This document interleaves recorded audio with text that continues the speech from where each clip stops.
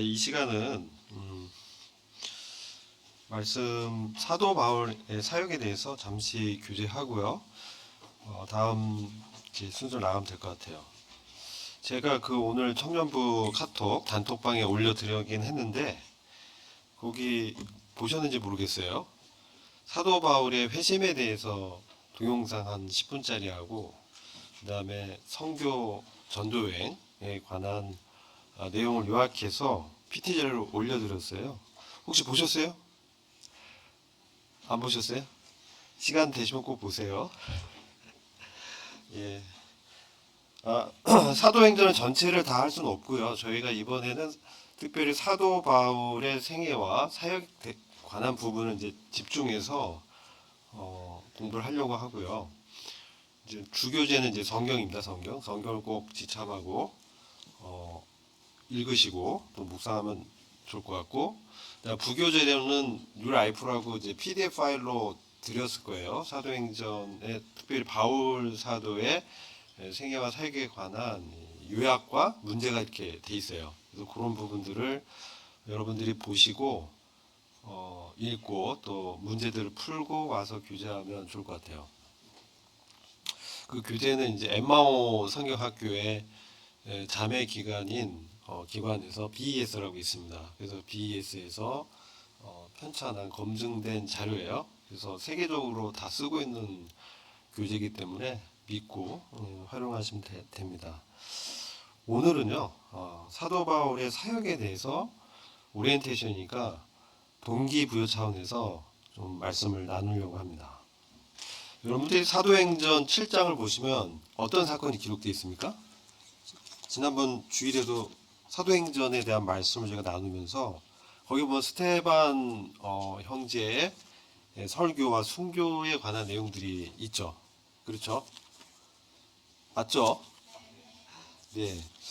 여러분 그 스테반 형제가 이 이스라엘 민족 특별히 여기 모였던 이스라엘 사람들 앞에서 그들의 어떤 역사를 쭉 얘기하시면서 회개를 촉구하잖아요. 그때 그들의 영적인 상태를 말씀하는데 뭐라고 말씀해요? 마음과 목이 곧고 마음과 귀에 할례를 받지 않았다 그렇게 말씀하죠. 그러면서 하나님의 말씀에 이제 불순종하는 그들의 어떤 영적인 상태에 대해서 지적을 하고 회개를 촉구했을 때 그들이 어떻습니까? 분노하면서 스데반을 돌로 치기 시작합니다.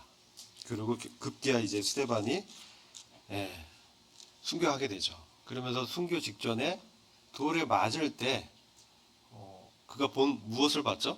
뭘 봤어요? 하늘이 열렸고 하늘이 열린 하늘에 보좌 우편에 서 계신 예수 그리스도를 봤죠. 그래서 그렇게 이제 본다고 얘기했을 때 이제 더 맞게 되고 순교하시면서 저들의 죄를 이제 용서해 달라는 또 기도를 하시고 이제 순교를 하게 됩니다. 근데 거기 보면은 스데반이 순교 당시에 사도 바울이 회심전 이제 사울이라는 이름으로 있죠. 그래서 사울이 이제 스데반의 죽음에 대해서 어떻게 생각해요? 맞다, 옳다, 가편 투표를 했다. 이렇게 이제 나옵니다. 그리고 당시 사도 바울의 나이를 추정컨대 20대 후반의 청년으로 보고 있습니다. 그리고 아마도 누구를 이렇게 돌로 쳐 죽일 때는 사실 사내들인 공회에서 결정된 그런 사항이어야 이제 돌로 칠 수 있기 때문에 아마 그 가운데 공의의 사람들이 다 있었고 사내들인 공회 앞에서 이제 스데반의 그러한 간증과 설교를 이제 들었어요. 그리고 가편 투표를 했다는 것은 그 자격이 된다는 얘기죠. 그래서 아마도 사도 바울이 그 당시에 공회의원 자격이 있었을 것이다. 이렇게 이제 추정을 합니다. 그리고 거기에 대해 이제 죽이자는 거에 가편 투표를 하고 바로 그 앞에서 사람들이 이제 옷을 이제 보관하는 그런 일을 했죠. 그리고 그 이후에 이제 사울이 어떻게 이제 등장하냐면 사운드 아주 효과 좋아요. 네. 그 이후에 스데반의 순교 이후에 사도행전 8장 보면 이제 예루살렘 교회가 막 흩어지면서 전도자 빌립이 사마리아에 가서 에디오파 네시에게 복음을 전하죠. 그런 사실이 기록되어 있고 9장으로 넘어갑니다. 그러면서 9장 1절 보면 이렇게 기록되어 있어요. 여기가 이제 저희가 아마 다음 시간에 배우게 될 사도 바울의 회심에 관한 내용인데요. 이렇게 기록. 한편 사울은 여전히 주의 제자들에 대하여 위협과 살기를 내뿜으며 대제사장에 가서 다마스커스 여러 회당에 보내 서신을 청하니, 그죠? 이 도에 속한 자를 보면 남자든지 여자든지 잡아서 예루살렘으로 데려오려 함이더라. 이렇게 이제 기록이 돼 있고요. 그리고 이전에도 사도 바울은 회심 전에 이 그리스도인을 잔멸하기 위해서 예루살렘 지역의 가가호를 방문하면서 그들을 이제 잡아와서 넘기는 그러한 악역을 도맡아서 했어요. 이게 이제 저희들이 일제시대 보면 어떻습니까? 친일파처럼, 그쵸? 독립군들을 잡아서 이렇게 그런 역할을 했다는 거예요. 사도 바울이 구원받기 전에, 회심 전에. 어떻게 보면 사도 바울은 복음에 있어서 대적자요, 원수였습니다. 그죠? 그리고 당시에 이 사울이라고 하면은 악명 높은 사람이었어요. 그래서 9장에서 사도 바울이 극적인 회심하게 되죠. 주님을 만나게 됩니다. 근데 우리가 사도라고 했을 땐 주님을 직접 대면한 사람을 사도라고 하잖아요. 그죠? 인격적으로 만난 사람들을 사도라고 합니다. 근데 바울 사도와 12사도의 차이점이 뭐냐? 뭐죠? 모르세요? 12사도는 예수 그리스도가 육신으로 이 땅에서 지상에서 사역하실 때 만났던 사람들이에요.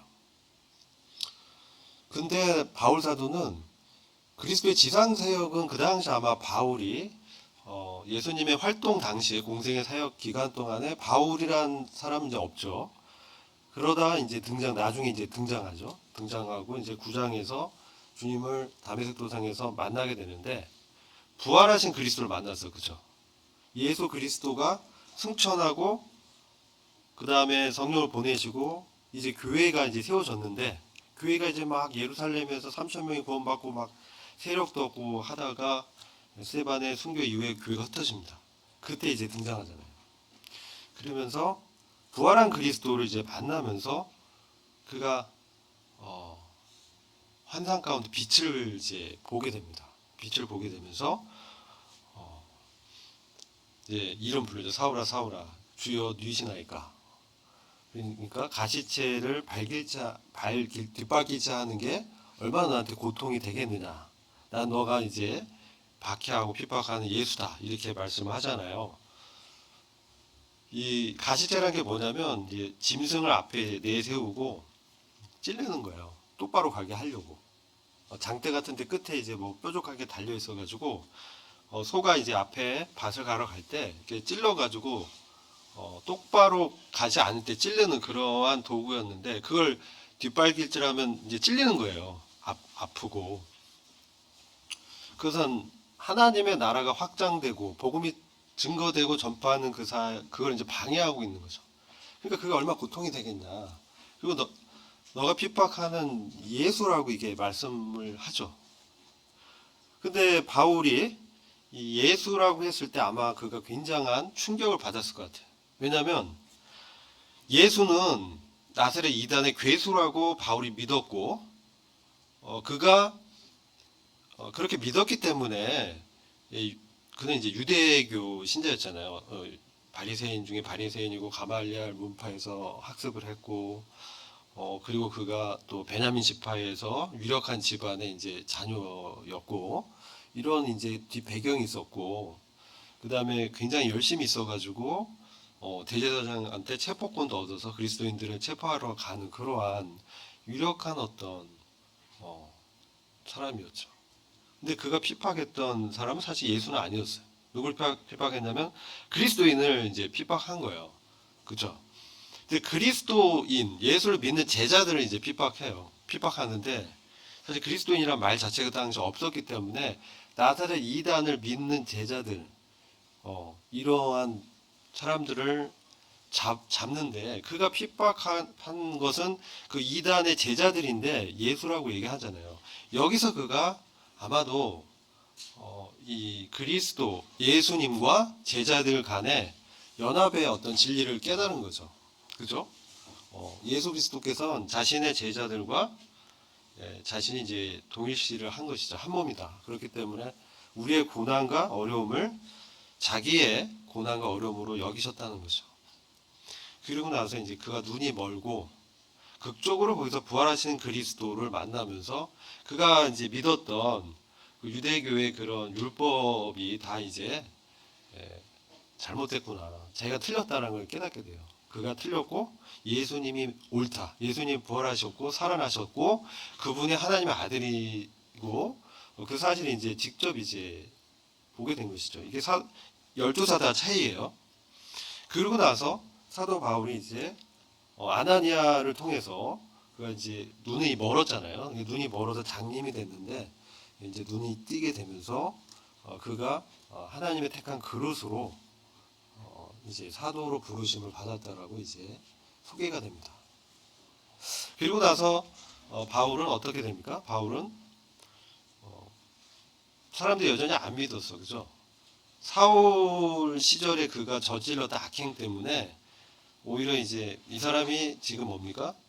거짓으로 오히려 더 잡으려고 거짓으로 자기가 회심한 것처럼 하고 있다. 그러니까 경계를 이제 삼았을 때 누가 사도 바울을 데리고 오죠? 누구죠? 네? 베드로? 모르세요? 바나바가 사도 바울을 데려와서 그가 이제 위험을 무릅쓰고 바나바가 나서서 바울을 데려와서 그를 이제 그가 회심했다는 사실을 간증을 이제 도와주고 그를 영접하죠. 바나바는 위로의 사람, 권위의 사람 이렇게 부르잖아요. 그러면서 이제 사도행전이 쭉 이제 9장 이하부터 28장까지 사실 바울을 중심으로 한 교회를 세우고 복음을 증거하는 역사가 기록됐습니다. 사실 이제 사도행전 자체는 Acts of Apostles에서 사도들의 행전, 사실 이제 Acts라고만 돼 있어요. 그래서 사실 사도들을 통한 성령의 역사죠. 그래서 우리가 이번 상반기에 배우는 이 내용은 사실 바울을 통한 사도들을 통한 성령의 역사에 대해서 우리가 보는 거예요. 그러니까 여러분들 이거 잘 아셔야 돼요. 그러니까 사도 바울의 열정과 비전이 물론 중요합니다. 중요한 내용이지만 우리가 배우는 그것은 그 사도 바울의 열정을 본받자 비전을 품자 이런 거가 아니고요.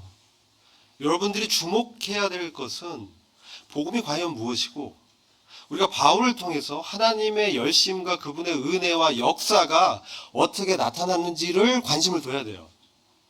바울은 그릇에 불과했습니다. 그리고 바울은 사실 우리가 이제 빌립보서나 이렇게 보거나 갈라디아서 1장을 보면 사도 바울이 얼마나 자신에 대해서 3장을 보게 되면 자기가 바리새인 중에 바리새인으로 자기를 생각했어요. 그는 자기의 자랑으로 꽉 찬 사람이었고 자기 정도 되는 사람이 없다라고 생각했습니다. 주님을 만나기 전에.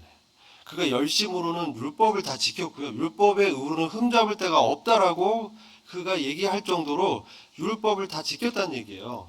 율법의 의로는 흠잡을 데가 없다라고 본인이 얘기했습니다. 그 정도 얘기한 사람이 없다는 것이죠. 그리고 사도 바울은 로마의 시민권자였어요. 이 얘기는 뭐냐면 그의 집안이 다소성에서 매우 유력한 유대 귀족의 집안이었다는 것이에요.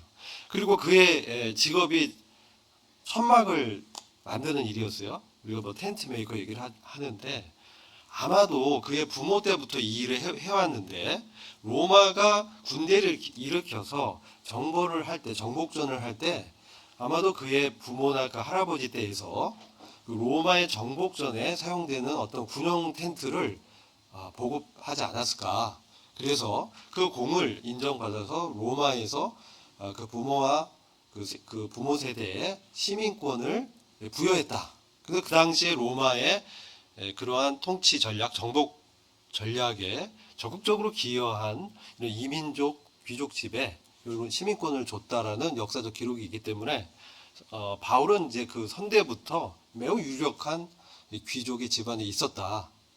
그리고 그가 이제 어릴 때 이 유대인들은 어떻게 하냐면 교육을 시키는데 뭐 5세부터인가 매우 어렸을 때부터 모세오경을 외우면서 이게 이제 올라갑니다. 뭐 초등과정, 중등과정, 그래서 12살까지 이제 맞춰서 우수한 사람은 이런 바리새인 어떤 가말리엘이든 어떤 지파의 랍비 밑에 이제 수학을 해요. 그래서 그 당시 매우 유명한 랍비가 두 명이 있었어요. 그 중에 한 명이 가말리엘이었는데 그 사람 문화에 들어가서 그가 인정을 받았어요. 그래서 12살부터는 아마 그가 매우 그 인정을 받은 그 제자였고 차세대의 랍비로 인정받았다는 것이죠. 그래서 그는 사실 그 이후에 그냥 뭐 예수님을 안 믿었다면 그 아마도 랍비가 돼서 민족의 어떤 리더로 바리새인으로 활동하고 했을 그런 사람이었죠. 그런데 그가 그리스도를 만나면서 십자가 앞에서 깨지게 되죠. 그리스도 부활하신 그리스도의 그 영광을 대면하면서 그가 이제 회심하게 됩니다. 그렇게 되면서 우리가 이제 관심을 가져야 되는 것은 그가 이제 전도 여행을 하는데 사실 1차 전도 여행 때는 바라바하고 같이 동행하죠. 근데 2차 전도부터는 이제 헤어지게 되면서 신라하고 이제 같이 움직입니다. 그래서 1차, 2차, 3차, 그 다음에 로마로 이제 가는. 그래서 제가 이제 PPT에는 4개의 그 지도를 드렸고, 그 이동 경로와 그 맵과 설명을 이제 돼 있는 자료를 올려드렸어요. 오늘 그걸 설명 못 드려요. 시간이 부족해서. 그거는 집에 가서 보세요. 그 설명은 보시면 알아요. 핵심적인 건 뭐냐면 사도 바울을 통해서 나타난 하나님의 영의 역사예요. 여러분은 그 신약 성경이 27권이라는 사실을 아실 거예요. 성경이 66권, 구약 39권, 신약은 27권 중에 사도 바울이 쓴 신약 성경이 몇 권인지 아세요? 13권에서 14권이라고 얘기합니다. 히브리서를 포함하면 14권입니다. 그러면 27권 중에 절반 이상을 바울이 썼다는 얘기예요. 그 유대인들은 자기는 유대교가 정통이고 기독교는 바울이 세운 종교라고 생각해요. 지금도. 그 정도로 바울은 유대인들에게 그렇게 이제 알려진 사람이에요. 그리고 여러분 아시겠지만 복음서까지는 구약의 내용인 거 아시죠? 복음서가 신약 전서에 있다고 해서 신약의 내용이 아니에요. 신약은 예수 그리스도의 십자가에서 신약의 새 언약이 이루어지기 때문에 그때부터가 뉴 테스터먼트예요. 예수님의 죽음부터 이후 그게 신약이에요. 그럼 복음서의 대다수가 구약입니다. 그럼 실제로 신약은 바울 서신서가 사실 신약의 내용을 설명하는 거예요. 그리고 교회 진리와 하나님의 나라의 복음이 무엇인지를 바울이 기록하고 이 사도행전은 바로 그 역사를 기록해 놓은 거예요.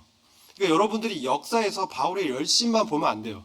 거기서 하나님이 바울을 통해서 우리에게 보여주고자 하는 현재 우리의 삶에 적용하는 성령님의 역사가 무엇인지를 캐치해야 돼요. 우리는 이제 단순한 지식에 멈추면 안 됩니다. 이 복음을 기반해서 우리 삶에 어떻게 적용해야 되는지 그것을 우리가 함께 나누고 교제해야 됩니다. 이게 우리의 과제입니다. 여러분 하나님의 나라가 무엇이라고 생각하십니까? 천국이라고 합니다. 사도행전에 증거된 사도들의 주제는 하나님의 나라와 부활하신 그리스도였어요. 두 가지 주제를 전파하고 있었어요. 그러면 하나님의 나라를 전파하고 이렇게 하나님의 나라에 대해서는 전파하고 그리스도에 대해서는 가르쳤다 이렇게 표현합니다. 그죠? 그렇게 표현해요. 행전을 읽어보면. 그러면서 그럼 하나님의 나라가 뭐냐? 하나님의 나라는 바실레이아라고 하는데 여기서 하나님의 주권적인 통치를 말하는 거예요. 그러니까 사도들이 증거한 복음의 핵심 내용은 하나님의 주권적인 통치, 하나님의 나라를 세우는 그러한 역사, 성령님의 역사를 자기가 어떻게 내 안에서 나타내신 그리스도의 나타내심과 역사를 바울이 증거했다라고 그래요. 바울이 증거하는 그에게 역사한 그리스도를 간증한 거예요. 우리가 복음을 증거할 때 십자가에서 죽으시고 살아났다. 이러한 복음의 공리, 교리, 이게 뭐 사형이라고 합니다. 이것을 복음의 전부라고 생각하는데 그것은 복음의 기본적인 지식입니다. 복음은 바로 그리스도께서 나타난 거예요. 아들에 관한 거예요. 우리가 복음을 증거한다, 전도한다 할 때는 바울의 전도를 보면 그는 항상 그가 만난 그리스도를 증거했어요. 그가 경험한, 그가 인격적으로 대면한 그 주님에 대해서 그가 간증했습니다. 그게 그의 복음의 내용이었습니다. 그래서 그가 이렇게 대적자고 원수였는데 그리스도께서 나를 충성되이 여기시고 사랑하시고 불쌍히 여기셔서 나에게 이런 직분을 맡기셨다. 이렇게 말씀합니다. 그죠? 우리가 뭔가 능력이 있고 뭐가 힘이 있고 우리 열정이 있어서 하나님 쓰신 게 아니에요. 하나님이 우리를 불쌍히 여기셔서 은혜로 우리를 사용하신 거예요. 그래서 바울이 처음에는 그 1차 전도 여행 때는 굉장히 직진남이었어요. 그는 굉장히 스트레이트포워드했어요. 그는 그의 열정과 그가 그동안에 그 잘못 섬겨왔잖아요. 그래서 그거에 대한 어떤 죄책감도 있었고, 그래서 십자가의 도를 증거했습니다. 그런 전설을 보면 십자가의 도가 그가 증거한 복음의 핵심적인 내용이에요. 그래서 십자가에 대해 증거할 때 직진남으로 그냥 막 스트레이트포워드하게 증거했는데 이게 초기에 그의 사역이 그랬어요. 근데 이제 마가 요한 사건 때문에 그를 청구했던 그 바나바하고 굉장한 다툼을 하면서 헤어집니다. 그 당시 그도 굉장히 이제 다혈질이었어. 근데 사실 바나바는 그렇게 할 사람은 아니었죠. 왜냐하면 바나바 때문에 사실 사도 바울이 그렇게 사도들한테 인정을 받고 사역을 할 수 있었고, 안디옥 교회에 이제 그 교사로 청구받은 것도 사실 바나바가 그렇게 해준 거거든요. 어떻게 보면 그가 아버지 같은, 영적 아버지 같은 사람이었어요. 근데 이제 마가 요한을 2차 전도 여행에 데리고 가는 부분에 있어서 생각이 달랐습니다. 그러니까 사도 바울은 마가 요한을 용납할 수 없었어요. 그의 어떤 강직함, 그는 그의 문파적 성격이 뭐냐면 복음의 교리와 진리에 대해서는 철저했어요. 복음에 대해서는 철저하고 절대 타협이 없었던 사람이고, 복음의 진리 외에 다른 어떤 영역도 회색 영역에 있어서는 굉장히 유연하고 융통성 있게 이제 대처했어요. 그게 바울의 이제 복음 전략에 보면 이방인한테는 이방인에 맞춰서 그가 그리스의 아레오바고 광장에서는 거기에 맞춰서 복음을 전하고, 유대인한테는 어떻게 전했어요? 그가 막 이제 정결례도 하고 머리도 깎고 결례를 지키면서 어떤 율법을 지키는 어떤 양태를 보이면서 복음을 이렇게 융통성 있게 전했다는 거예요. 이게 바울의 복음 전략이에요. 그리고 사람들이 이제 모이는 어떤 회당 중심으로 그가 가서 유대인들한테 그리스도의 부활을 전하고 하나님 나라가 뭔지를 이렇게 증거를 하면서 복음을 증거했거든요. 그런데 그가 마가 요한 사건에서 이제 깨지게 되죠.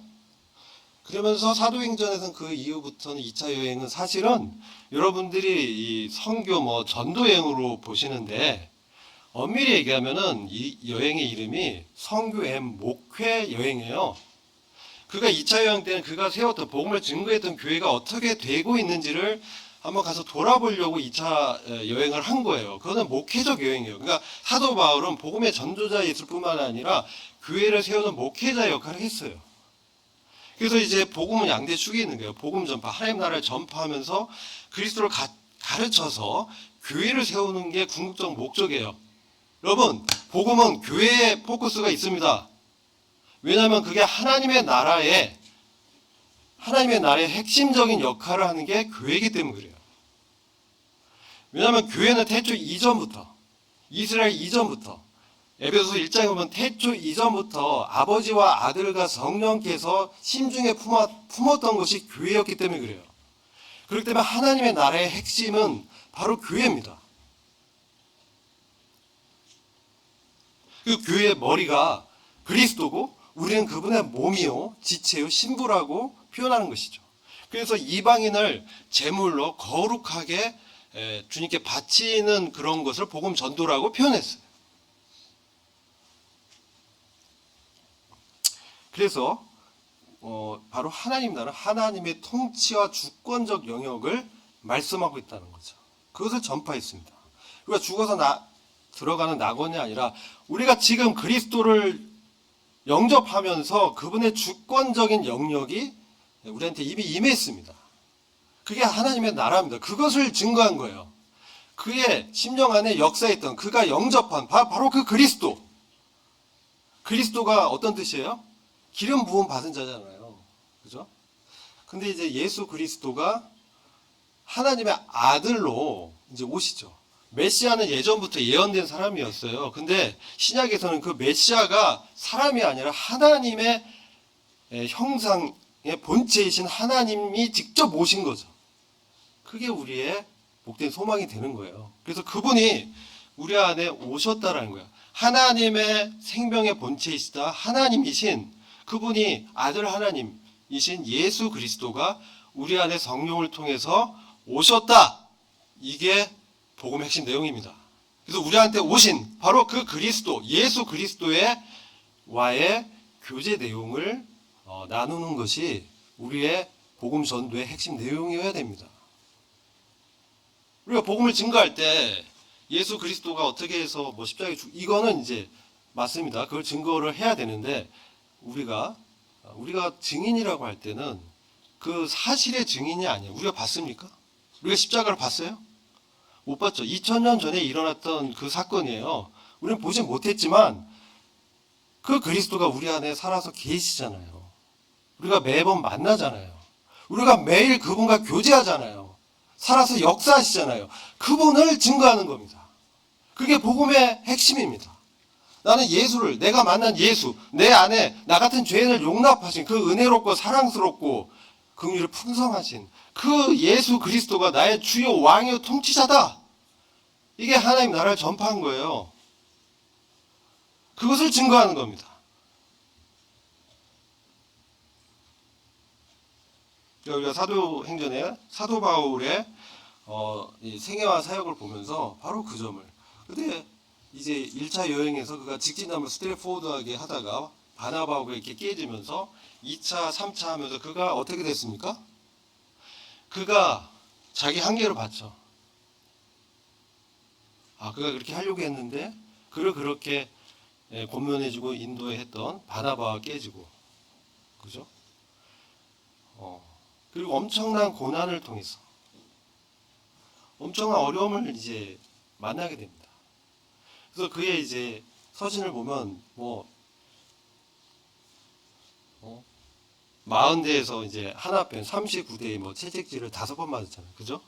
그리고 며칠을 굶고 잠도 못 자고 파선한 배에서 지내고 태장도 맞고 매 맞고 이런 게 이제 자기의 복음 전도의 이제 예수 그리스도의 흔적이라고 고난 받는 걸 막 얘기해요.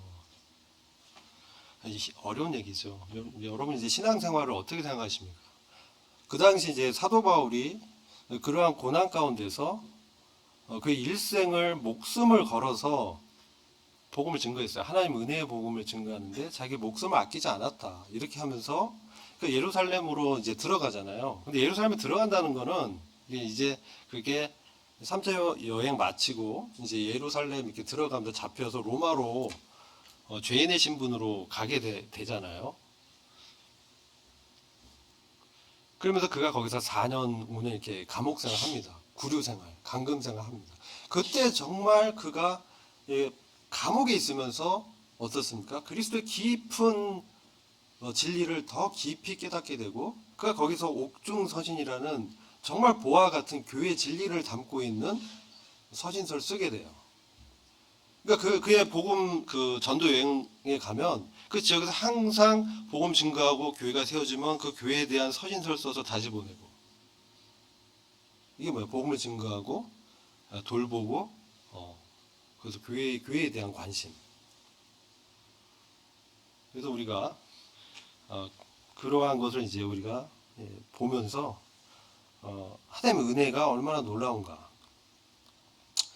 회방자요, 핍박자요, 포행자였던 이 사도 바울을 그분의 그 그릇으로 택하시고 그를 변화시켜서 그분의 영광을 보여주시고 그분의 그 참된 주권과 그 은혜를 통해서 사도 바울을 끝까지 그의 달려갈 길을 갈 수 있도록 그를 붙들어 주시고 그가 노년에 이제 자기에 대해서 뭐라고 얘기합니까? 자기가 이렇게 생각할 수 있던 것은 오직 하나님의 은혜였다. 하나님의 은혜가 날 이렇게 했다라고 고백을 합니다. 그게 이제 자기 일생을 돌아보니까 그게 하나님의 은혜였다는 거예요. 우리가 복음 증거, 전도, 증인의 삶은 하나님의 은혜에 기반한 것입니다. 우리가 보내신 그 자리에서 우리는 기다릴 수도 있지만 또 가야 됩니다. 보내심을 받아서 간 그 처소에서, 학교에서, 집에서, 직장에서 그 사람들의 관계 속에서 그리스도를 드러내는 것이죠. 그리스도를 증거하는 거죠. 내가 만난 그리스도의 인격을 나누는 것입니다. 이게 바울의 복음 전략이었어요. 그리고 이제 제가 빌립보 감옥에서 바울과 실라가 착고에 매여서 매맞고 심한 매질 이후에 그들이 이제 찬양을 부를 때 어떻게 그런 상황에서 찬양을 부를 수 있었을까? 그의 고난의 동참함을 통해서 그리스도의 그 부활의 영광의 자리에 들어갈 수 있다는 그 소망 때문에 자기와 같은 죄인의 괴수를 받아줬던 그 주님의 은혜를 생각했을 때 찬양이 이렇게 나오게 되는 것이죠. 참된 기쁨이 나오는 것이죠. 우리가 외적으로 뭐가 잘 되고 뭐 이렇게 뭐 성공하고 이런 것이 물론 이제 하나님의 은혜의 한 방편이지만 우리를 오히려 더 세워주고 우리 하나님을 더 추구하고 그리스도를 닮게 이제 하는 것은 우리가 만나는 어려움과 시련과 시험과 고난입니다. 그래서 우리가 그런 것을 경험할 때 사도 바울의 여행 가운데 그도 그러한 과정에서 그리스도의 증인으로 부활하신 그리스도와 교제한 인격적 내용으로 도전한 것처럼 우리가 사도행전을 이렇게 같이 공부할 때 이 바울의 사역의 그런 열정의 내면 속에 있었던 바로 그가 만난 부활하신 그리스도와 하나님의 은혜와 성령님의 역사에 주목해야 합니다. 왜냐하면 바울은 2000년 전의 사람이고 지금 우리는 그 성령께서 주님이 우리 안에서 지금도 말씀하시기 때문에 그렇습니다. 오늘 참으로 복음이 쇠퇴하고요. 지금요 미국의 그 장로교회 목사 중에 절반이 구원의 길이 예수 그리스도만이 아니고 다른 방법도 있다라고 목사들이 얘기하고 있습니다. 절반이 목사가 그렇다면 교인들은 더 말할 것도 없죠. 그리고 동성애 신자에게 안수를 하고 이게 한국에도 지금 들어왔잖아요. 그리고 2030년에서 50년이면 지금 장년 세대층이 이제 줄어들면서 한국 교회가 번영을 구가했던 한국 교회가 굉장히 노화되면서 젊은 세대들이 이제 적어지는 그렇게 이제 교회 연구자들은 예측하고 있습니다. 그리고 복음이 우리가 지금 이제 이 복음의 정신에 다시 돌아와서 주님의 그 복음을 회복해야 됩니다. 하나님의 영광의 복음을 회복하고 우리가 만난 그리스도를 정말 증거하는 복음의 열정.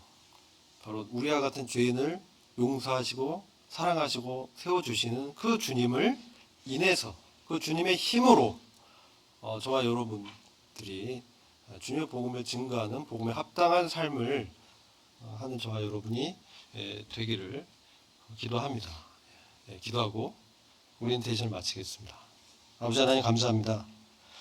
오늘날 이 복음의 능력이 참으로 필요한 때에 우리 대학로교회 청년들을 이 자리에 불러주시고 다시금 복음의 능력과 또 하나님의 이 역사를 참 갈망하고 추구할 수 있도록 저희들에게 하늘의 이 영적인 은혜를 베풀어 주시기를 간절히 기도합니다. 이외 일정을 주님께 의탁합니다. 신입생 환영회와 또 새로운 분반의 이 활동 가운데 주님이 함께하여 주실 것을 믿습니다. 의탁하고 예수 그리스도의 귀하신 이름으로 기도했습니다.